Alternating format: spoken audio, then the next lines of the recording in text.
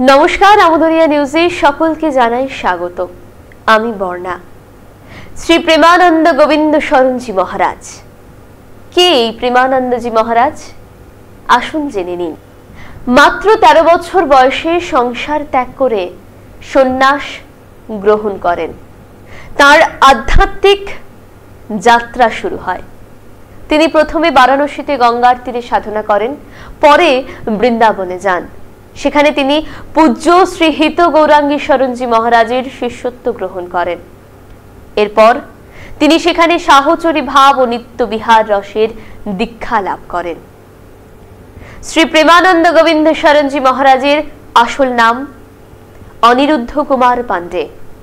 প্রেমানন্দ মহারাজ বর্তমানে একজন বিশিষ্ট হিন্দু সাধু এবং ভক্তিগুরু। তিনি রাধা বল্লভ সম্প্রদায়ের অন্তর্গত।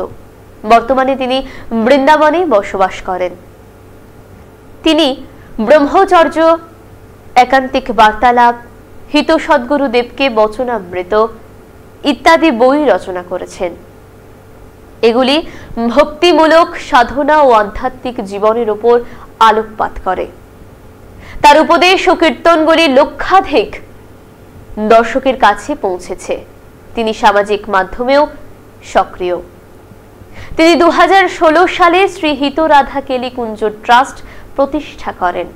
এই সংগঠন বৃন্দাবনে তীর্থযাত্রীদের জন্য আবাসন, খাদ্য, চিকিৎসা ইত্যাদি সেবা প্রদান করে। কেন গুরুজি এখন শিরোনামে?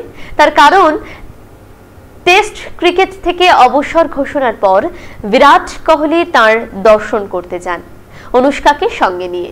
তার দেখা পাওয়া মাত্রই সাষ্টাঙ্গে প্রণাম করেন দুজনেই। তাদের আশীর্বাদ করেন গুরুজি।